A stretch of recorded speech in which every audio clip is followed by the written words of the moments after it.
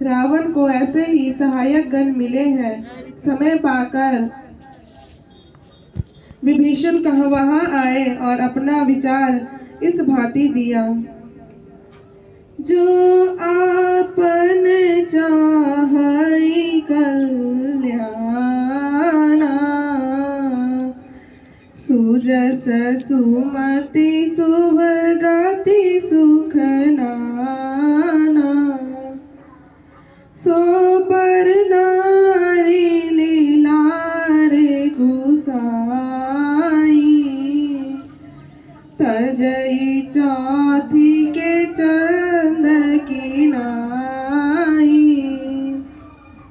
जो अपना कल्याण, सुयश, सुबुद्धि, शुभ गति और बहुत प्रकार के सुखों को चाहे, हे गोसाई, वह पराई स्त्री का माथा चौथ के चंद्रमा की तरह कलंक लगाने वाला जानकर त्याग दे।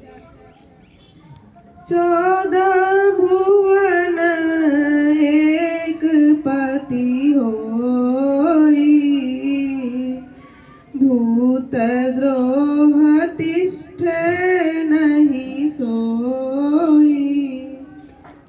जो 14 भुवनों का एक ही स्वामी हो, वह भी जीव मात्र से वैर करने से नहीं ठहर सकता है।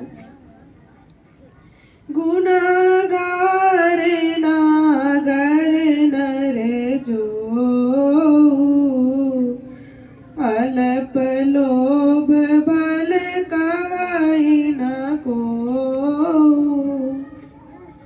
जो मनुष्य गुणों का भवन और चतुर हो, उसके थोड़े भी लोभ का कोई भला नहीं कहता है।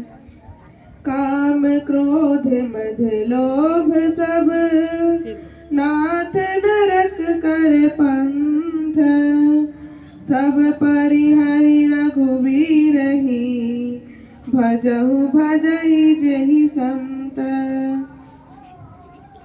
हे नाथ, काम, क्रोध, अहंकार और लोभ, ये सब के सब नरक के मार्ग हैं। इन सबों को छोड़कर राम का भजन कीजिए, जिनको संत लोग भजते हैं। विभीषण की बातें सुनकर रावण क्रोधित हो विभीषण से बोला कि तुम मेरे शत्रु का गुण गाते हो। फिर सभा की ओर देखकर बोला, है कोई, इसे यहाँ से निकालो।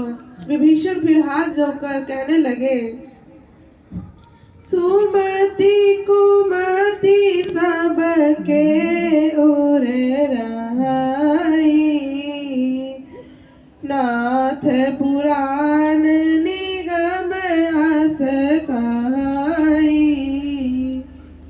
हे नाथ, पुराण और वेद ऐसा कहते हैं कि सुबुद्धि और कुबुद्धि सबके हृदय में रहती है। जहाँ सुमति तहाँ संपत्ति नाना,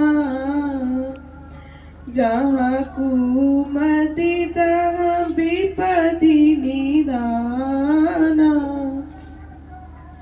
जहाँ सुबुद्धि रहती है, वहाँ बहुत प्रकार की संपत्ति रहती है, और जहाँ कुबुद्धि होती है, वहाँ अंत में विपत्ति ही आती है। उमा संत करई हई बड़ाई,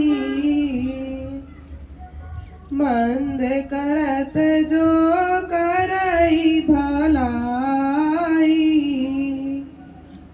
हे उमा, संतों की यही बड़ाई है कि उनके साथ जो बुराई करते हैं, वे उनके साथ भी भलाई ही करते हैं। अस कहीं चला विभीषण जबहि, आयुहीन भय सब तबहि। ऐसा कहकर विभीषण जी जैसे ही चले, सभी राक्षस आयुहीन हो गए, अर्थात सभी की आयु कम हो गई।